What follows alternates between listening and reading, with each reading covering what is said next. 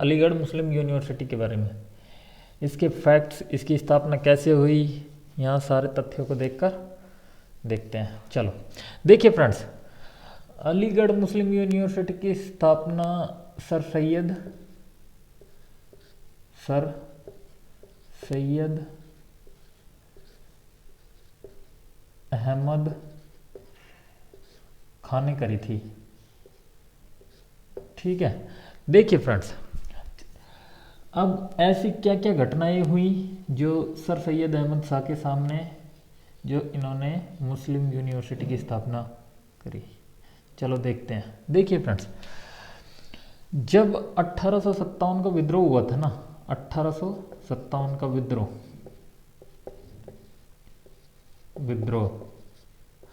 तब क्या है कि यानी ब्रिटिश सरकार यानी अंग्रेजी सरकार का मानना था, अंग्रेजी सरकार का मानना था कि ये विद्रोह है ना, किसके कारण हुआ है? मुसलमानों के कारण, मुसलमानों के कारण। ठीक है ना। अब ये मुसलमानों के कारण क्यों मानते हैं, क्यों कारण मानते थे? क्योंकि यहाँ के जो शासक वर्ग थे, शासक वर्ग वो कौन थे? मुस्लिम वर्ग के लोग, मुस्लिम वर्ग के लोग, मतलब राजा वगैरह होते थे, या मतलब बादशाह वगैरह, जो कौन थे? मुस्लिम वर्ग के लोग। ठीक है ना। तो ये इसलिए इनको ये सोचते थे अंग्रेजी सरकार कि ये जो विद्रोह हुआ है ये मुसलमानों के कारण हुआ है। तो देखिए फ्रेंड्स, ये मुसलमानों को ब्रिटिश सरकार है ना, मतलब इस नज़रिए से देखने लग गई कि मुसलमानों को बर्बर और असभ्य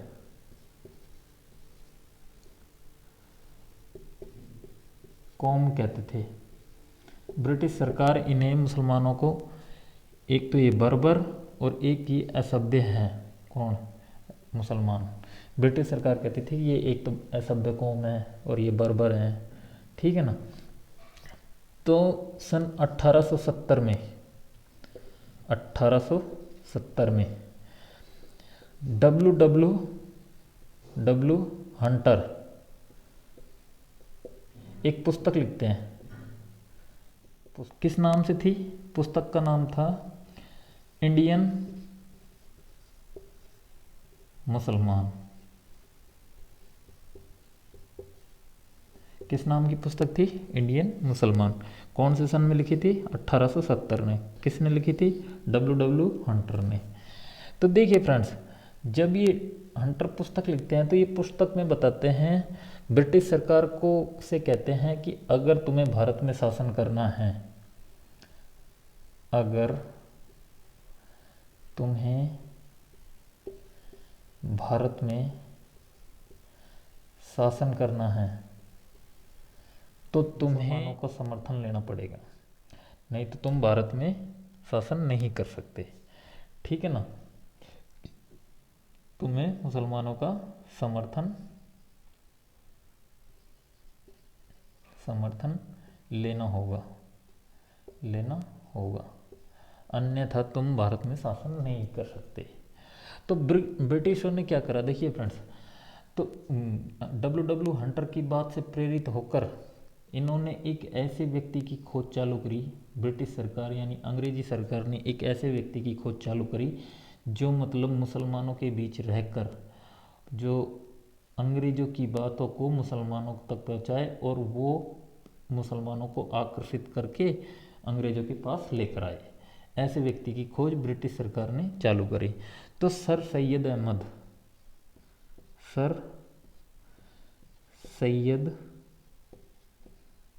अहमद खान, इनका जन्म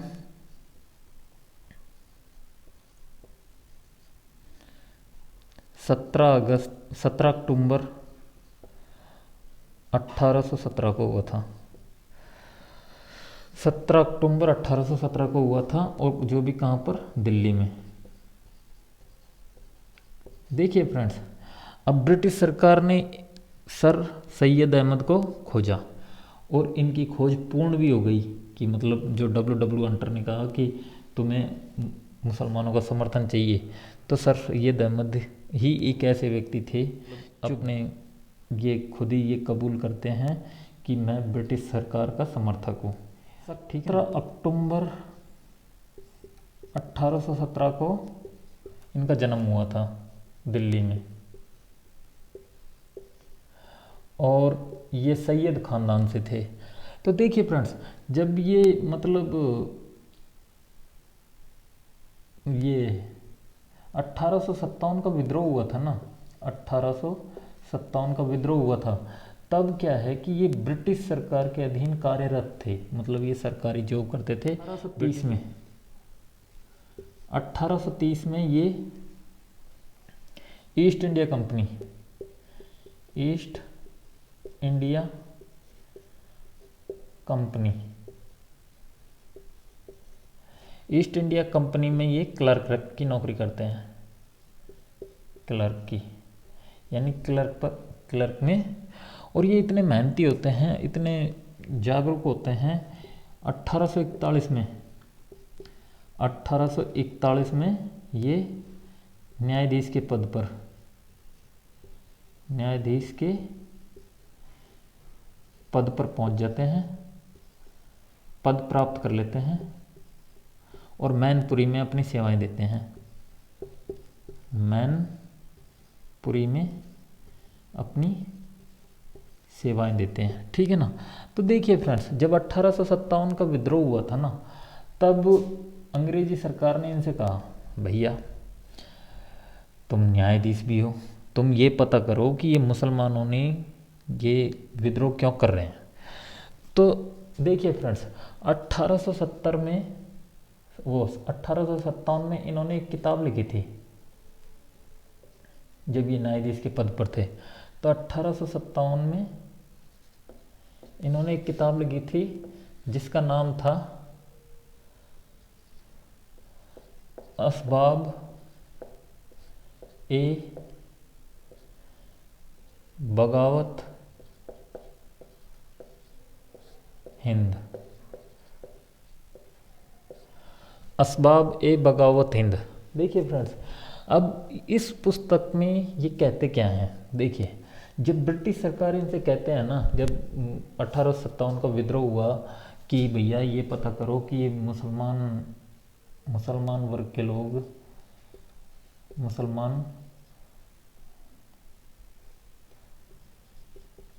मुसलमान वर्ग के लोग चाहते क्या हैं, ये पता करो। तो ये मतलब छानबीन कर कर अपनी एक पुस्तक लिखते हैं, और उस पुस्तक में ये कहते हैं, ये क्या कहते हैं, देखिए, कि एक तो उच्च कुल के, उच्च वर्ग के मुसलमान,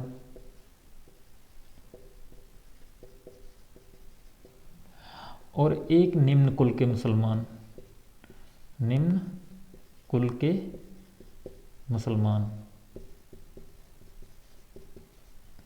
देखिए फ्रेंड्स, जब ये उच्च वर्ग के मुसलमान के बारे में बात करते हैं ना, तो ये कहते हैं, देखिए,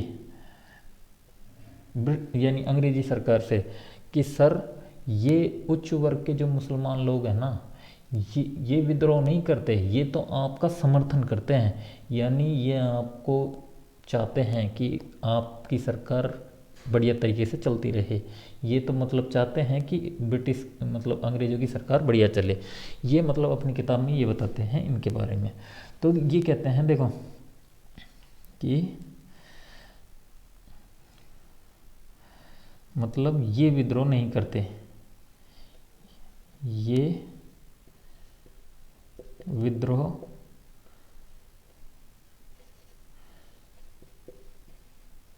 नहीं करते, ये तो आपके साथ है, यानी अंग्रेजी सरकार के साथ है, के साथ हैं, यानी अंग्रेज़ों का समर्थन देते हैं। लेकिन जो विद्रोह करते हैं निम्न कुल के मुसलमान व अन्य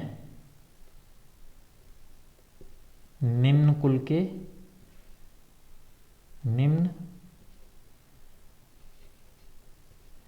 जाति के लोग, जो विद्रोह करते हैं ना, वो ये बताते हैं कि जो विद्रोह करते हैं वो निम्न जाति के हैं, कुछ मुसलमान हैं और कुछ अन्य जाति के हैं, जो ये दोनों मिलकर क्या करते हैं, ये विद्रोह करते हैं, विद्रोह करते हैं। देखिए फ्रेंड्स, तो हुआ क्या कि जब 1857 में जो विद्रोह हुआ, विद्रोह के बाद ब्रिटिश सरकार ने इनसे पूछा कि भैया ये बताओ कि तुम ये मुसलमान वर्ग के लोग चाहते क्या हैं। तो ये क्या करते हैं, देखिए ये असबाब ए बगावत हिंद नामक पुस्तक है ना, ब्रिटिश संसद में भेजते हैं, यानी अंग्रेजी संसद में।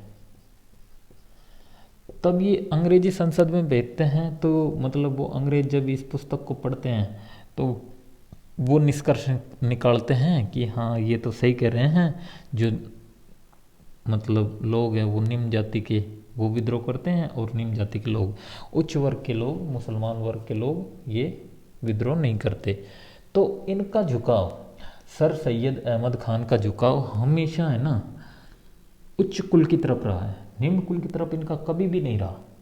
कभी भी इन्होंने निम्न कुल के लिए इन्होंने कभी भी काम नहीं करा, सिर्फ और सिर्फ काम करा था जो उच्च कुल के मुसलमानों के लिए करा था, ठीक है ना।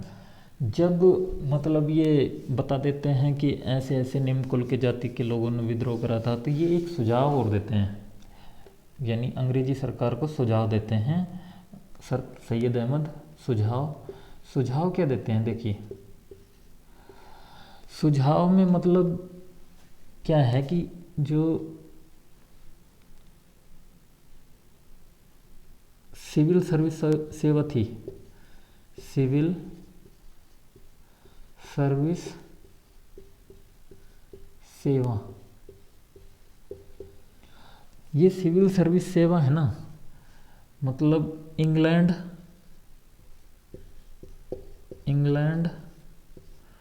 एंड भारत में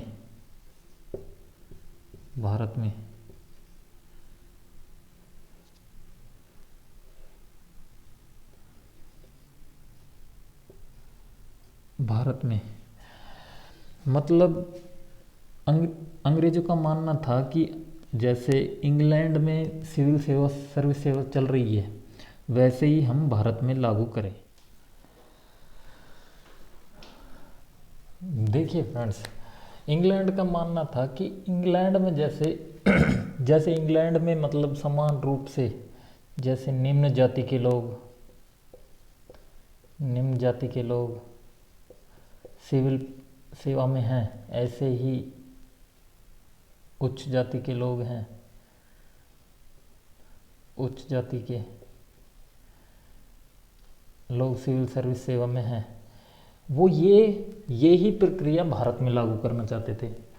तो लेकिन जब ये लागू करना चाहते थे तो इन्होंने सर सैयद अहमद ने क्या कहा, सर देखो तुम लागू तो कर रहे हो लेकिन जो भारत में है ना उच्च जाति के लोग ही सिविल सर्विस की परीक्षा देने के लायक हैं, निम्न जाति के लोग नहीं। तो वो ये कहते हैं क्यों, कारण क्या है, नुखे इंग्लैंड की परिस्थितियां अलग हैं और भारत की परिस्थितियां अलग हैं। नुखे भारत की परिस्थितियों में सिर्फ और सिर्फ उच्च जाति के लोग हैं जो ही सिविल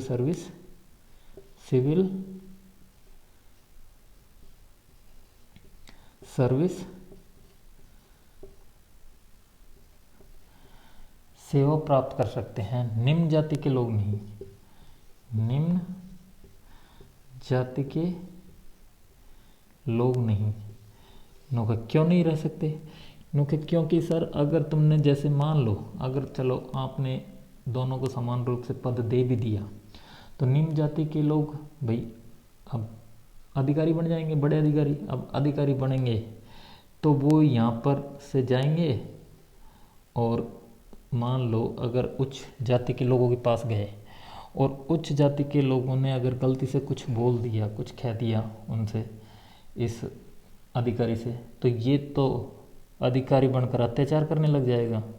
किन्हों का मैं निम्न जाति का हुआ तो क्या हुआ, हो तो अधिकारी, ये अत्याचार करने लग जाएगा। तो मतलब ऐसे करके ये हमेशा मतलब उच्च जाति का समर्थन करते हैं और निम्न जाति का विरोध करते हैं। ये निम्न जाति को और भी नीचा करने का विरोध वो करते हैं, ये सहायता, ठीक है ना। देखिए फ्रेंड्स, सर सैयद अहमद ने 1864 में साइंटिफिक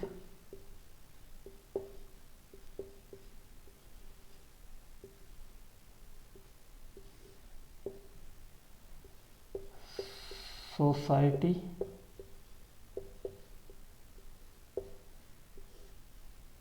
की स्थापना करी थी। अब ये साइंटिफिक सोसाइटी होती क्या है, देखिए फ्रेंड्स, जो जैसे मुसलमान वर्ग जाति के लोग थे, मुसलमान, इनकी भाषा क्या थी, उर्दू। भाई वैसे तो इनकी फारसी वगैरह अरबी वगैरह भी थी, लेकिन अब 1864 का समय है तो मतलब अब तो उर्दू ही बन चुकी थी इनकी भाषा, ठीक है ना। और अंग्रेजों की कौन सी थी, अंग्रेजी।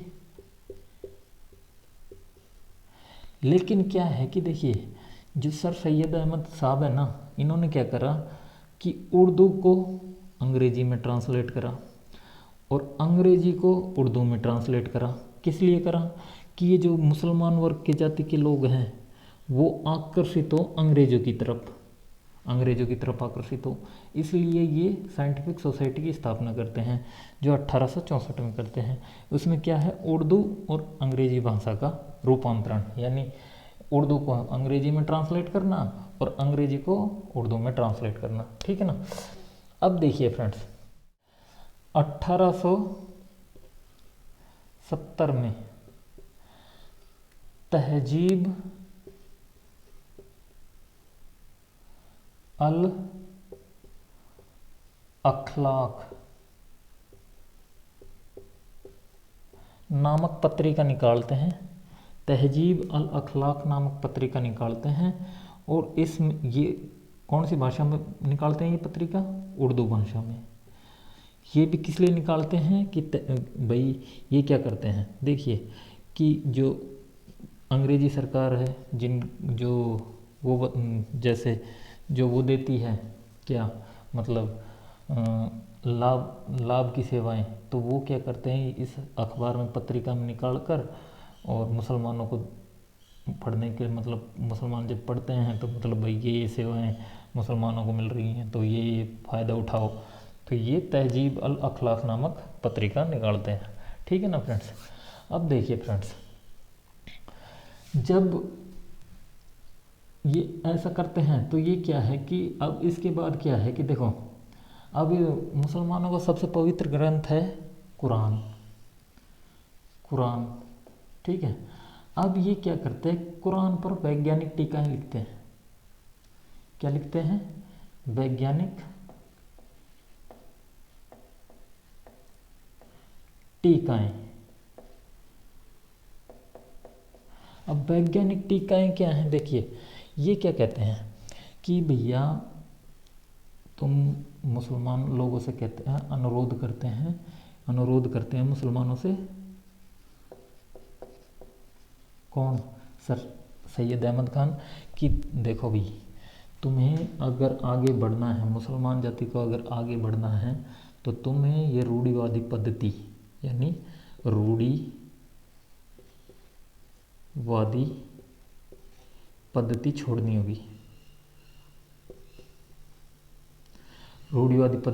होगी, और तुम्हारे ये रीति रिवाज हैं जो कुरान के हैं, जो गलत रीति रिवाज है, रीति रिवाज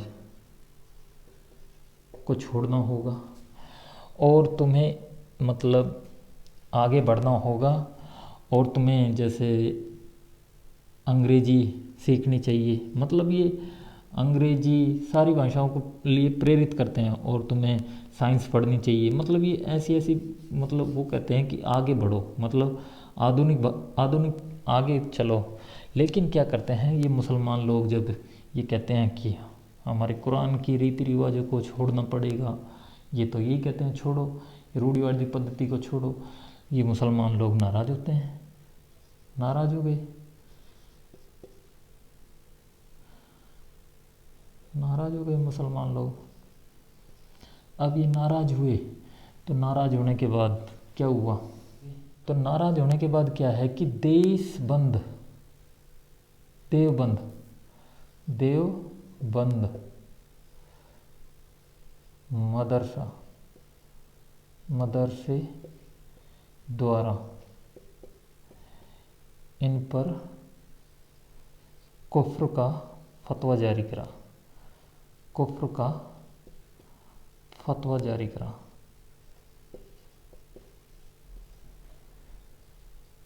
जारी करा। अब ये देखिए, एक देवबंद में एक मदरसा है, मदरसे द्वारा इन पर कुफ्र का फतवा जारी कर दिया था। कि ये क्या है कि देखो, अब मदरसे में उलेमा वर्ग, और मतलब उलेमा वर्ग रहते हैं। अब वो उलेमा वर्गों को जब ये पता लगा कि ये कुरान की वैज्ञानिक टीकाओं पर ये कहते हैं कि गलत रीति और रिवाजों को, रूढ़िवादी पद्धति को छोड़ना पड़ेगा, तो ये मदरसे वाले नाराज़ हुए, नाराज़ हुई ये उलेमा वर्ग नाराज़ हुए, उलेमा वर्ग के लोग। अब ये उलेमा वर्ग के लोग नाराज़ हुए, तो इन्होंने क्या करा, कुफ्र का फतवा जारी कर दिया, जाओ तुम इसे पकड़ कर लेकर आओ, और इसे इन्हें कुफ्र लगा दिया, यानी इन्हें काफिर कह दिया, काफिर। अब काफिर का अर्थ होता है गैर मुसलमान, गैर मुसलमान। अब गैर मुसलमान देखिए फ्रेंड्स, अगर कोई मतलब किसी जैसे कोई धर्म का है, और उससे ये कह दे कि तू तो उस धर्म का है ही नहीं, तो उसे कितना गुस्सा आएगा, गुस्सा तो आएगा ही। तो ऐसे ही सर सैयद अहमद साहब से काफिर कहा गया कि तुम मुसलमान नहीं हो, तुम तो काफिर हो, ठीक है ना। काफिर का मतलब होता है गैर मुसलमान, ठीक है ना फ्रेंड्स। एक मिनट रुकना, मुझे जगह चाहिए। जब इन पर फतवा जारी होता है, तो फतवा जारी होने के बाद अंग्रेजी सरकार खुश होती है, अंग्रेजी सरकार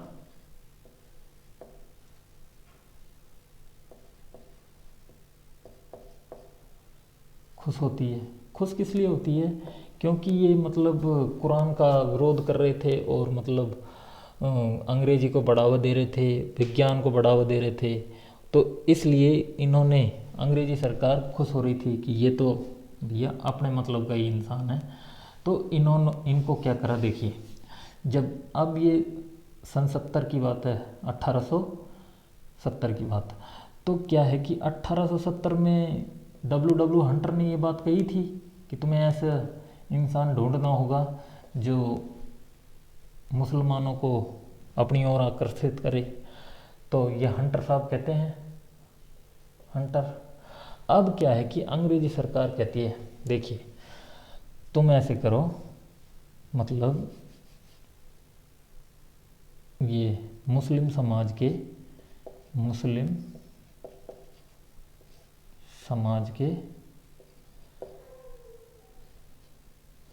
समाज सुधारक बन जाओ,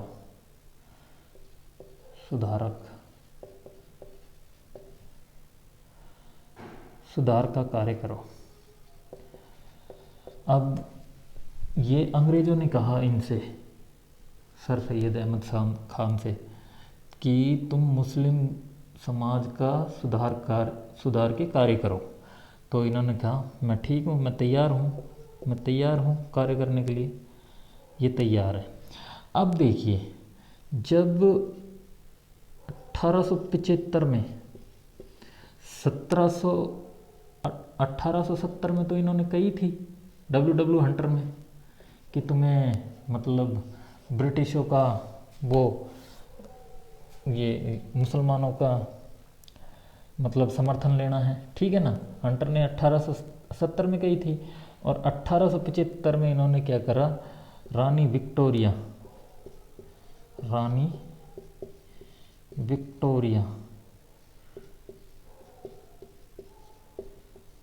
वर्षगांठ पर मोहम्मडन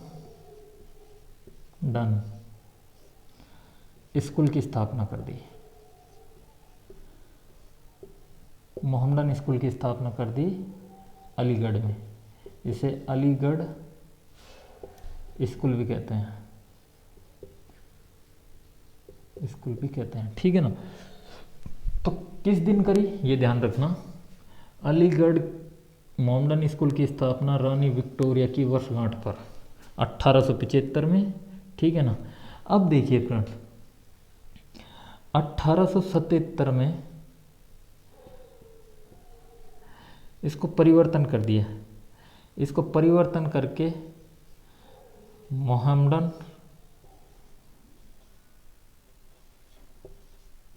एंग्लो ओरिएंटल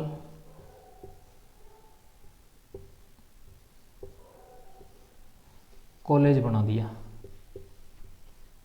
ठीक है ना, ओरिएंटल कॉलेज। अब देखिए फ्रेंड्स, 1877 में मोहम्मडन एंग्लो ओरिएंटल कॉलेज बना दिया। अब क्या है कि जो एंग्लो ओरिएंटल कॉलेज के शिलान्यास करा था, ये शिलान्यास करा था लिंटन ने, ध्यान रखना, लिंटन ने। और जो मोहम्मडन एंग्लो ओरिएंटल कॉलेज को जमीन दी गई थी वो दी गई थी म्योर द्वारा। कौन के द्वारा? म्योर के द्वारा। और देखिए फ्रेंड्स, अब इसके बाद 1898 में सर सैयद अहमद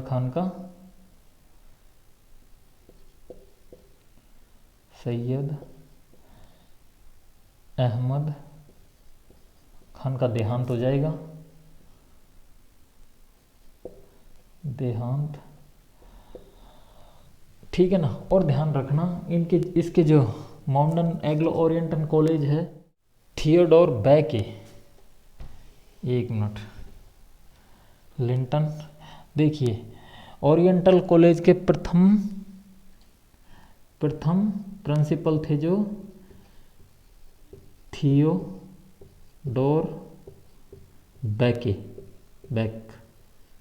ठीक है ना, ये प्रथम प्रिंसिपल थे। देखिए फ्रेंड्स, जब ये सर सैयद अहमद खान का देहांत हो गया, फिर उसके बाद क्या है कि इसको 1920 में अलीगढ़ मुस्लिम यूनिवर्सिटी की स्थापना कर दी।